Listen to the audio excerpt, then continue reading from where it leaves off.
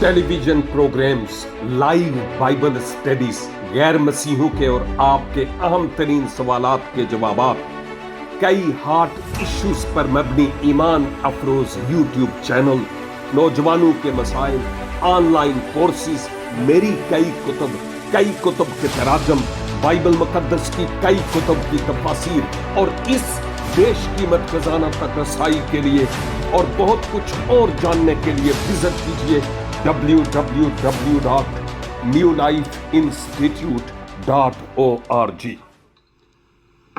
ازل سے ابد تک وفادار خدا کے نام میں میرے عزیز ہم ایمان بھائیوں، بہنوں، نوجوانوں اور ہم خدمت ساتھیوں، آپ کی خدمت میں آج پھر سلام پیش کرتا ہوں اور ممنون ہوں خداوند کا کہ ایک بار اور بونس کے طور پر مجھے یہ لمحات میسر آئے کہ آپ کے ساتھ مل کر خداوند کے اس زندگی بخش کلام کو سیکھنے والا ہوں۔ اور میرا ایمان ہے کہ جیسے ہمیشہ خدا اپنے کلام کے ذریعہ سے ہم کلام ہوتا ہے ہم سے، آج بھی وہ بات کرنے کے لیے تیار ہے ان سے جو یہ کہیں، فرما خداوند میں تیرا بندہ سنتا ہوں، میں تیری بندی سنتی ہوں، مجھ سے بول۔ اور وہ ایسا کرنے کے لیے آج بھی تیار ہے۔ دانیل نبی کے صحیفہ کا ہم مطالعہ کر رہے ہیں۔ 6 باب میں دانیل کو شیروں کی ماند میں پھینک دیے جانے سے متعلق ہم سیکھ رہے تھے، اور ابھی یہ بات جاری ہے۔ دانیل کے خلاف یہ پلان بنایا گیا اور بادشاہ سے قانون پر دستخط کروا دیے گئے، اور اب بادشاہ مجبور ہو گیا تھا نہ چاہتے ہوئے بھی کہ دانیل کو شیروں کی ماند میں ڈال دیا جائے۔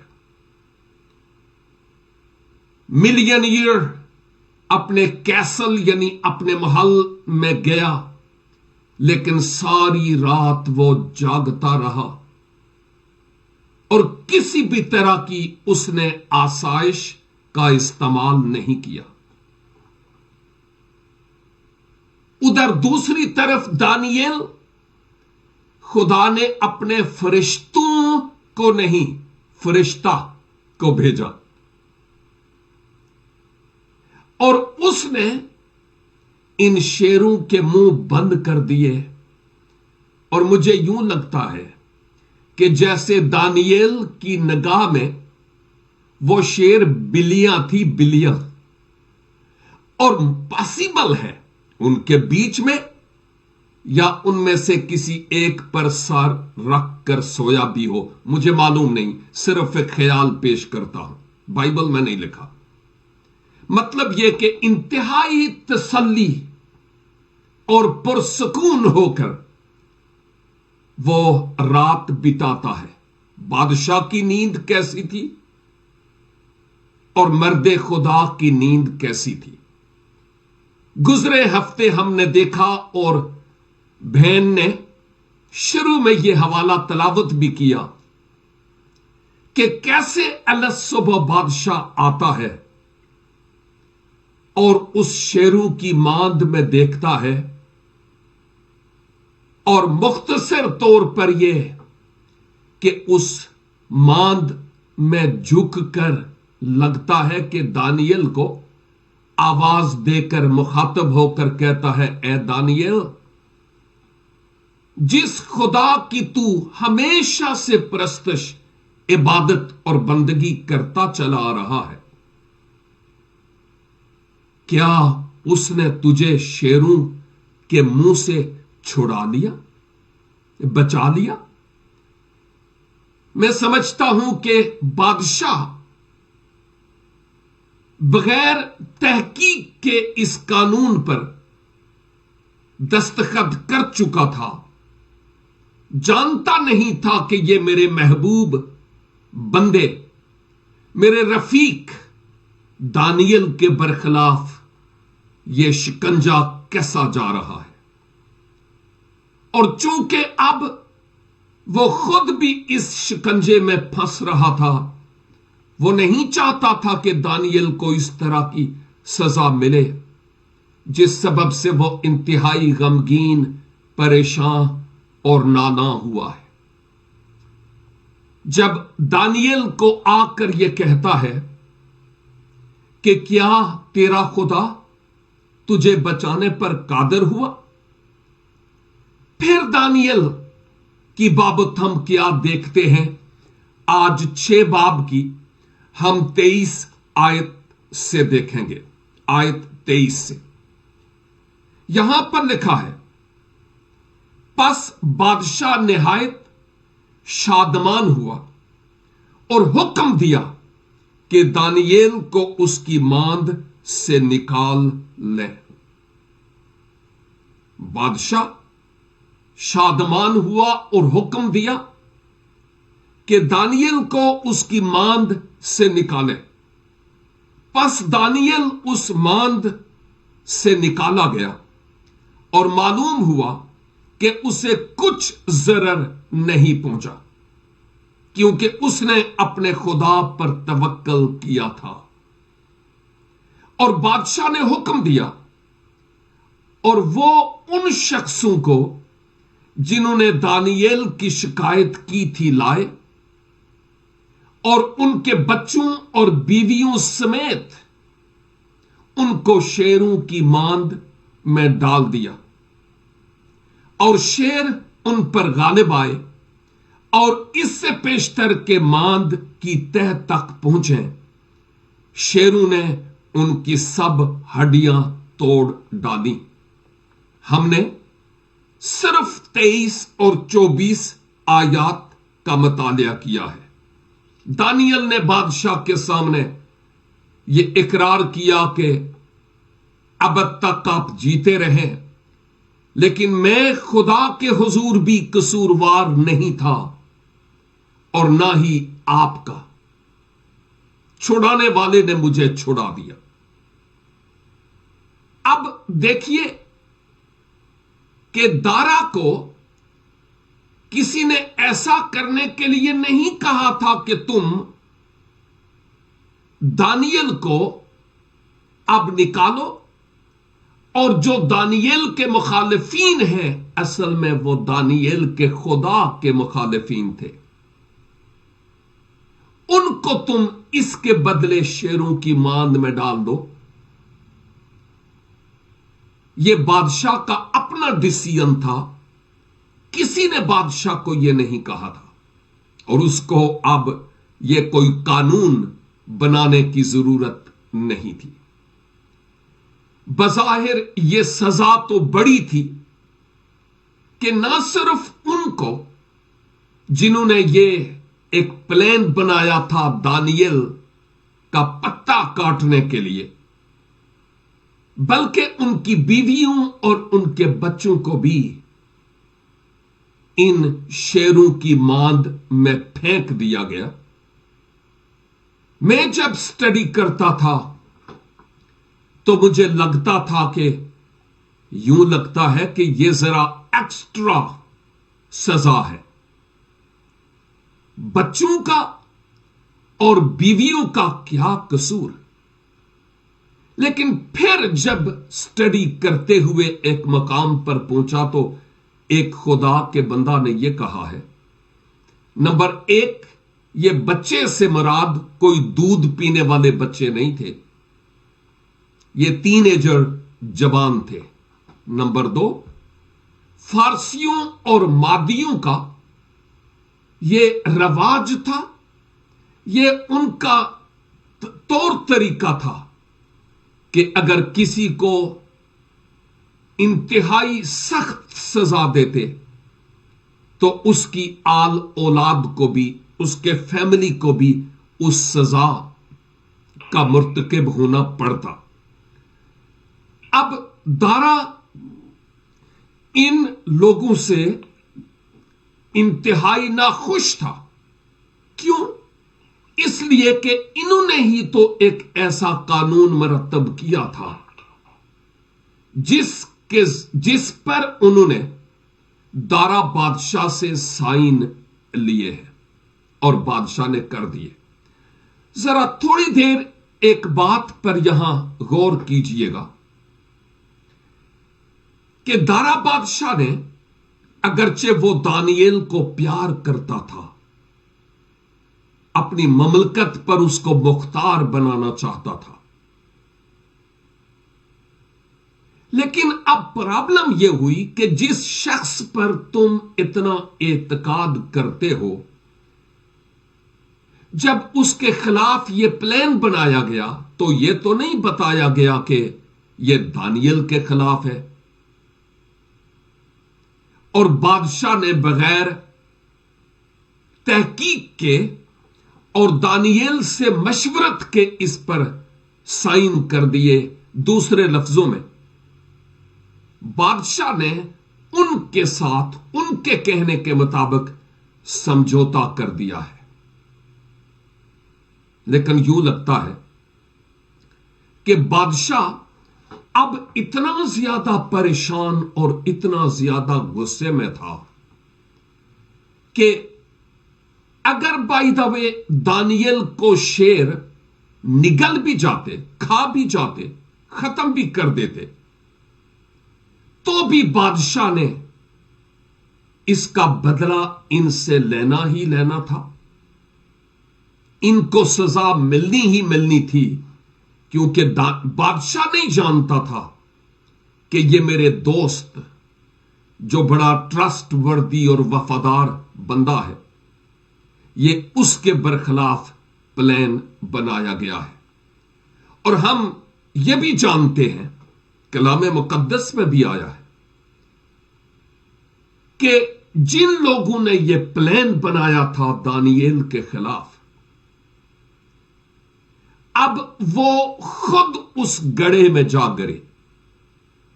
ہم جانتے ہیں نا کہ اکثر اوقات کہا جاتا ہے کہ جو دوسروں کے لیے گڑھا کھودتا ہے وہ اس گڑھے میں خود جا گرتا ہے۔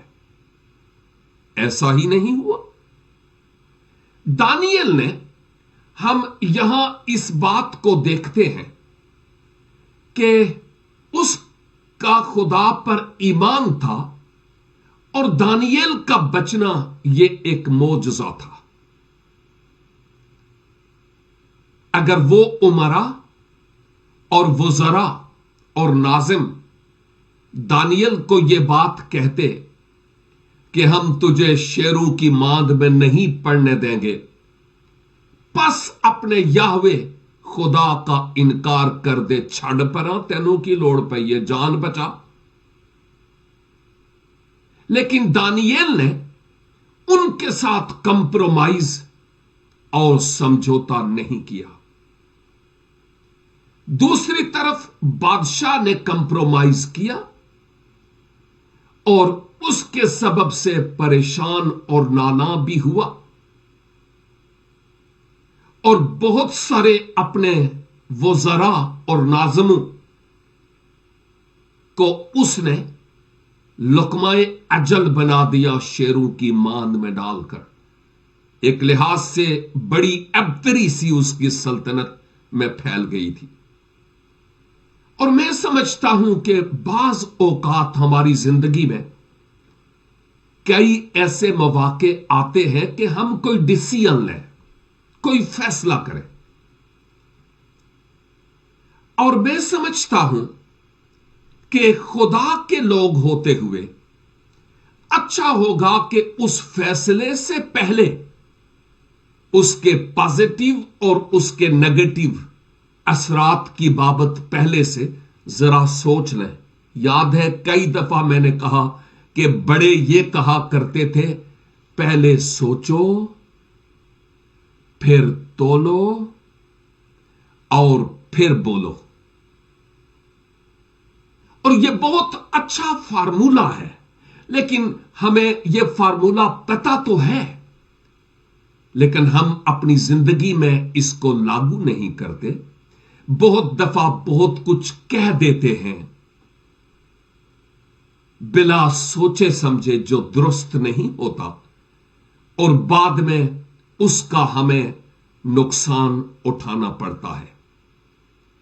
دوسری بات، جو بادشاہ ہے اب اس نے چونکہ ایک لحاظ سے ان کے ساتھ کمپرومائز کیا، کیونکہ اس نے جانا نہیں کہ حقیقت ہے کیا. شیروں کی مان میں ڈال دو، ہاں جی شیروں کی مان میں ڈال دو. جب کمپرومائز یا سمجھوتا کرتے ہیں ہم دنیا کے ساتھ، خدا کے لوگوں یہ بات ہمارے لیے ہے. میں یہ نہیں کہتا ہوں کہ آپ کے لیے ہے غور سے سنیں، نہیں نہیں نہیں نہیں، میں کہتا ہوں یہ ہمارے لیے ہے. یہ میسج میرے لیے بھی ہے، یہ ٹیچنگ میرے لیے بھی ہے کہ دنیا کے ساتھ کمپرومائز نہیں کرنا، ورنہ ہم نقصان اٹھائیں گے. مقدس پولس کہتے ہیں، میں یہ تو نہیں کہتا کہ دنیا سے نکل جاؤ، دنیا میں رہو، لیکن دنیا کے سے کام نہیں کرنا. اب دوسری طرف ہم دانیل کو دیکھتے ہیں. دانیل نے ان لوگوں کے ساتھ کوئی کمپرومائز نہیں کیا. وہ جانتا تھا کہ میں راہ راست پر ہوں،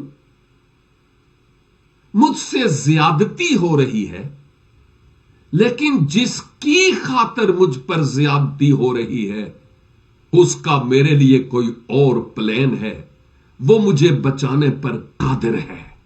اور اکثر اوقات میں کہا کرتا ہوں کہ اگر آپ جیل میں سے نکل کر باہر آئے، اگر اتنی بڑی مصیبت سے، بیماری سے، دکھ اور تکلیف سے شفا پا کر واپس آئے، یا انتہائی ٹینشن جس سے آپ کی موت بھی واقع ہو سکتی تھی، خدا نے اگر ایسے حالات سے تمہیں بچا لیا تو اس کے پیچھے خدا کا خاص پلان ہے.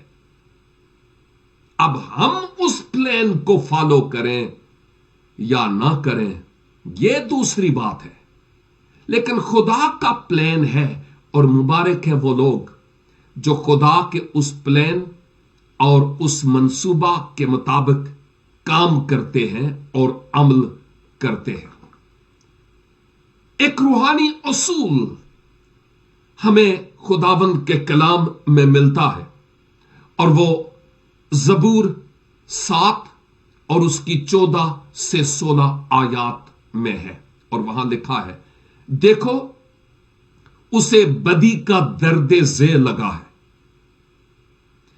بلکہ وہ شرارت سے باردار ہوا اور اس سے جھوٹ پیدا ہوا. اس نے گڑھا کھود کر اسے گہرا کیا، اور اس خندق میں جو اس نے بنائی تھی خود گر پڑا. آہا، خدا کا کلام کتنی صفائی سے بیان کرتا ہے. اور یہاں ایک اور بات بھی نظر آتی ہے، اگر ہمارے ساتھ کہیں زیادتی ہوئی،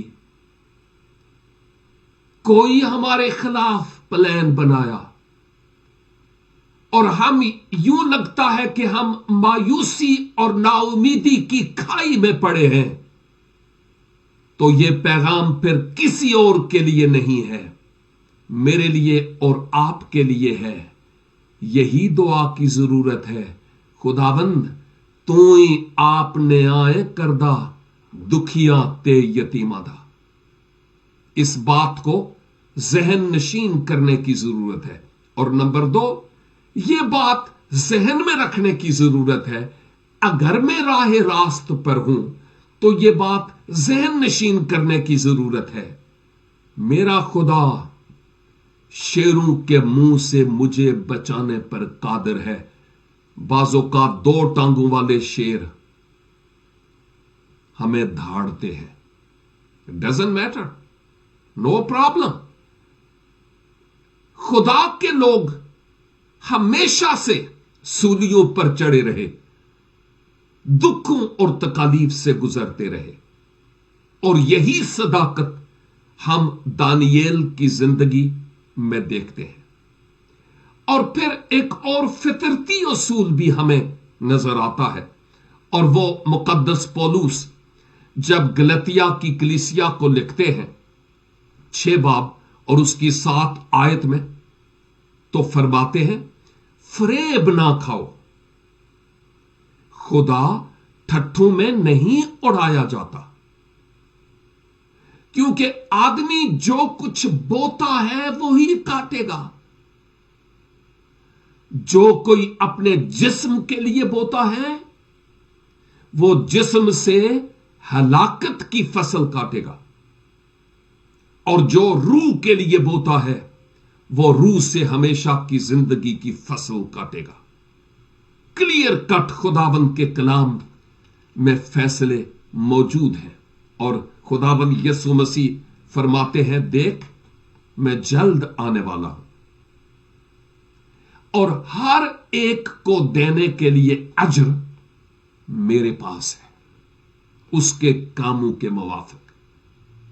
तो इन आयात में बादशाह ने कहा कि इस दानियल को बाहर निकालो। इंतहाई शादमान हुआ जब उसने देखा होगा, ओह माद में शेरू ने इसको कुछ नहीं कहा, वाकई इसके पीछे इसकी रियाजत और इबादत का हाथ है। ये अपने माबूद, अपने खुदा का नाफरमान नहीं हुआ, और इसको बाहर निकालो।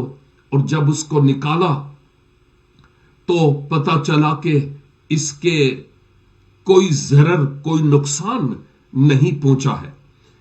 सबब यह है कि उसने खुदा पर तवक्कल किया है। यर्मिया की किताब में लिखा है, मुबारक है वो जो खुदावन पर तवक्कल करता है, और मलऊन है वो आदमी, यानी लानती, जो बशर को, आदमी को अपना बाजू जानता है। दानियल ने खुदा की तरफ देखा, उस पर तवक्कल किया और बचा। और फिर बादशाह ने गड़ा खोदने वालों के लिए हुक्म दिया कि अब इनको शेरों की मांद में डाल दिया जाए, और शेरों ने उनकी तिक्का बोटी कर दी। ये एक मुहावरा है। और इवन जब उनको फेंका गया तो वो फर्श तक बमुश्किल पहुंचे। उसके ऊपर ही लगता है शेरों ने उछल उछल कर उनकी हड्डियां तोड़ी और उनकी तिक्का बोटी कर दी है। और हम इस बात को जानते हैं कि हमारा खुदा बड़ा मेहरबान है। उस पर भरोसा करना कभी ना छोड़ें, वो हमेशा हमारे साथ है। हालात का ग्राफ तो खुदा के लोगों हमारे खिलाफ कभी भी उस्तवार नहीं होगा। सीधी सीधी जिंदगी तो है नहीं, मुश्किल और कठिन और खारदार राह है, नोकीले पत्थर हैं इस मसीही जिंदगी में। लेकिन मुबारक है वो लोग जो खुदावंद अपने खुदा पर तवक्कल करते हैं। मेरे भाई, मेरी बहन, शायद आप जो इस वक्त मेरे साथ ऑनलाइन हैं, फेसबुक के कई पेजेस पर या यूट्यूब पर इस टीचिंग को सुन रहे हैं, या व्हाट्सएप ग्रुप में, या हमारे पास स्काइप आईडी पर भी तकरीबन 16 के करीब आईडीज हैं और उनके पीछे फैमिलीज भी हैं। शायद आप में से कोई ऐसा हो या ऐसी हो जो अपने आप की बाबत आज ये महसूस करते हूं कि मैं डाउन हूं, मायूस सा हूं, परेशान सा, हालात कुछ साथ नहीं दे रहे, कुछ ना उम्मीदी सी है, जिनसे मैं एक्सपेक्ट नहीं करता था, अब वो मेरे बरखिलाफ उठ खड़े हुए। खुदाबंद खुदा जो दानियेल का खुदा है, وہ میرا اور آپ کا بھی خدا ہے. کوئی گلا کوئی شکوہ کسی سے کرنے کی ضرورت نہیں. اپنا معاملہ خداوند کے حضور لانے کی ضرورت ہے. کیا وہ یہ نہیں کہتا کہ بوجھ سے دبے اور تھکے ماندے میرے پاس آ تو میں تجھے آرام دوں گا؟ کیا وہ یہ نہیں کہتا کہ اپنی ساری فکریں مجھ پر ڈال دو کیونکہ مجھے تمہاری فکر ہے؟ کیا وہ یہ نہیں کہتا کہ اپنی سارا بوجھ مجھے دے دو تو میں تمہیں سنبھالوں گا؟ تو جب کوئی ہے ہمارا بوجھ سنبھالنے والا تو پھر ہم کیوں اس بوجھ کو اٹھائیں؟ ہم اس بوجھ کو اپنے خداوند کو دینے والے ہوں.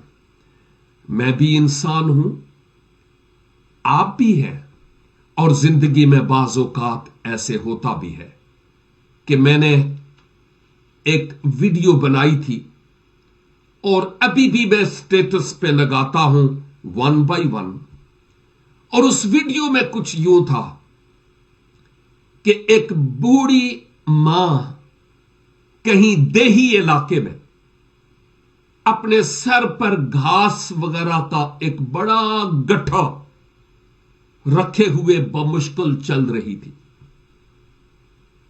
اور پیچھے سے ایک ٹرک آتا ہے، اور وہ اس اماں کو جانتا تھا اور ترس بھی آیا ڈرائیور کو، اور اماں کو کہنے لگا، اماں جی میں ٹرک کھڑا کرتا ہوں، میں آپ کی مدد کرتا ہوں، اور یہ گٹھڑی پیچھے ٹرک میں رکھیں اور ٹرک میں بیٹھ جائے.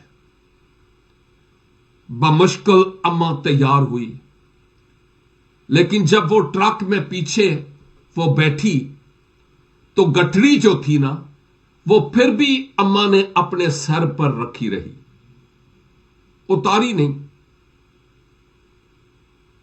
ٹرک والے کا مقصد یہ تھا کہ ایس گٹھڑی نو لا کے سروں ٹرک دے وچ رکھے، اس کا بوجھ ہلکا ہو جائے، منزل پر پہنچ کر اس کو گٹھڑی دے دی جائے گی. لیکن اماں نے سوچا، نہیں، میری گٹھڑی کدھرے ٹور نہ جائے، میرے سر تے ہی ٹھیک ہے. کہنے کا مطلب یہ ہے، بوجھ اٹھانے والا کہتا ہے میں تیرا بوجھ اٹھانے کے لیے تیار ہوں، لیکن ہم اتنے سمارٹ اپنے آپ کو سمجھتے ہیں کہ کہتے ہیں میرا بوجھ میرے تک ہی ٹھیک ہے، میں اٹھا سکتا اور اٹھا سکتی ہوں. تے چیخاں بھی پھر ادو ہی نکل دیا نے، اتھروں بھی ادو ہی نکل دے نے، ٹوٹ بھج جانے تے پھر سمجھ آؤندی ہے. اپنے سروں کو خداوند کے حضور جھکائیں اور اس کلام کے لیے جو آج خداوند نے ہم سے کیا ہے شکر گزاری کریں. اے قادر مطلق خداوند، آپ کے کلام کی ان گہری، عمیق، خوبصورت، برموقع باتوں کے لیے آپ کا شکر ادا کرتے ہیں. اے خداوند، فضل بخش دیجئے کہ ہم ان باتوں کا اطلاق اپنی شخصی زندگی پر کریں اور ان سچائیوں اور حقائق کے مطابق اپنی زندگی بسر کر سکیں. حالات خواہ کیسے ہی کیوں نہ ہوں، خداوند ہمیں ایمان پر قائم رہنے کا فضل بخش دیجئے، کیونکہ ہم جانتے ہیں کہ ہم آپ کی نگاہ میں ہیں، اور ہماری اور ایون وہ جو ہمارے برخلاف اٹھ کھڑے ہوتے ہیں بعض اوقات، روشوں سے آپ واقف ہیں.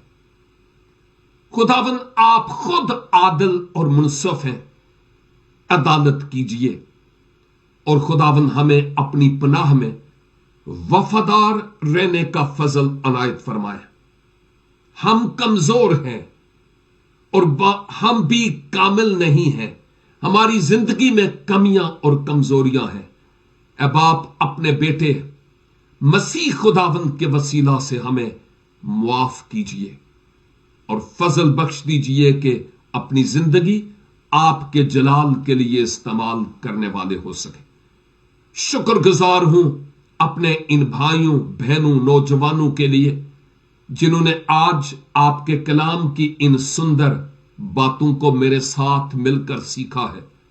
برکت دیجئے، آنسوؤں کو پوچھئے، پریشانیوں اور ٹینشنز کو دور کیجئے اور بیماریوں کو مسیحا کے قدرت والے نام میں شفا دیجئے، تاکہ ہر ایک بات میں آپ کے نام کو جلال ملے۔ خداوند یسوع مسیح ناصری کے وسیلہ سے آمین این آمین۔ آپ کی توجہ کا بہت بہت شکریہ۔ خداوند کی مرضی ہوئی تو پھر نیکسٹ ویک پھر اس سے آگے کی آیات پر سیکھیں گے۔ ہمارے ساتھ رہیے۔ God bless you.